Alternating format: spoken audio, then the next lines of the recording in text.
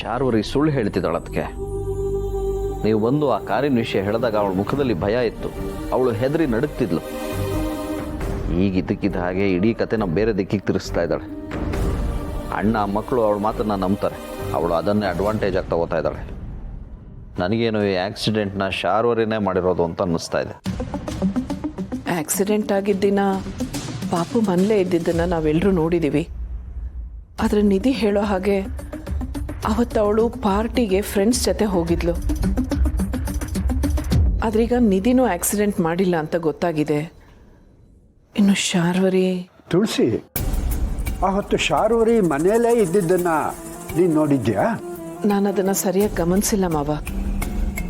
ಇಲ್ಲ, ಅದಕ್ಕೆ ಶಾರ್ವರಿ ಆ ಟೈಮಲ್ಲಿ ಮನೇಲೆಲ್ಲೂ ಕಾಣಿಸ್ಲಿಲ್ಲ.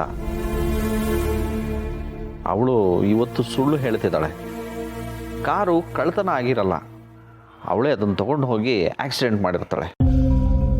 ಆದರೆ ಅವಳು ತಾವರೆಕೆರೆಗೆ ಯಾಕೆ ಹೋದ್ಲು ಅನ್ನೋದು ಗೊತ್ತಾಗ್ತಿಲ್ಲ. ಅವಳ ಜನ್ಮ ಜಾಲಾಡಿ ಜಾತಕ ತೆಗಿಬೇಕು ಅಂತಾನೆ ನಾನು ರವೀಂದ್ರ ತಾವರೆಕೆರೆಗೆ ಹೋದ್ವಿ. ಅದು ಹೇಗೋ ಗೊತ್ತಿಲ್ಲ. ನಾವು ಅಲ್ಲಿಗೆ ಹೋಗಿರೋ ವಿಷಯನ ಅವಳು ತಿಳ್ಕೊಂಡಿದ್ದಾಳೆ.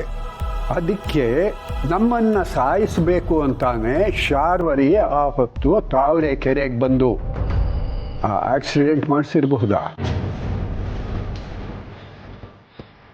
ಮೊದಲೇ ಅವಳು ರಕ್ತ ಪಿಶಾಚಿ, ರಾಕ್ಷಸಿ ಹೆಣ್ಣು ಅಂತಂದ್ರೂ ತಪ್ಪಿಲ್ಲ.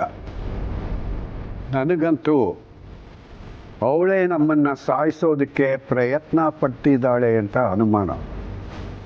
ಅವಳು ಪಾಪದ ಕೂಡ ತುಂಬಿದೆ ಮಾವ. ಇನ್ನು ಅವಳನ್ನ ಸುಮ್ಮನೆ ಬಿಡಬಾರ್ದು. ಆದರೆ ಬರೀ ಅನುಮಾನದಿಂದ ಅಪರಾಧ ಸಾಬೀತಾಗಲ್ಲ. ಅದಕ್ಕೆ ಸಾಕ್ಷಿ ಬೇಕು. ಪೊಲೀಸ್ನವರು ವಿಚಾರಣೆ ನಡೆಸಲಿ, ಆಮೇಲೆ ಸತ್ಯ ಏನು ಅಂತ ಗೊತ್ತಾಗುತ್ತೆ.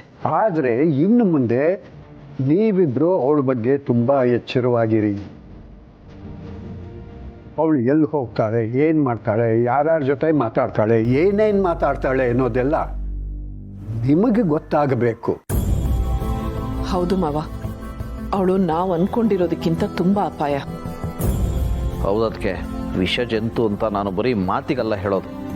ಅವಳು ಮೈಯಲ್ಲಿ ಹರಿತಿರೋದು ಬರೀ ವಿಷಾನೇ.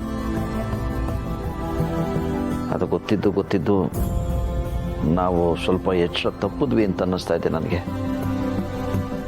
ನಾವು ಎಚ್ಚರಿಕೆಯಿಂದ ಇದ್ದಿದ್ರೆ ರವೀಂದ್ರ ಅವ್ರ ಪ್ರಾಣನ ಕಾಪಾಡ್ಕೋಬಹುದಿತ್ತೇನೋ. ಇದರಲ್ಲಿ ನಂದು ತಪ್ಪಿದೆ ಮಹೇಶ.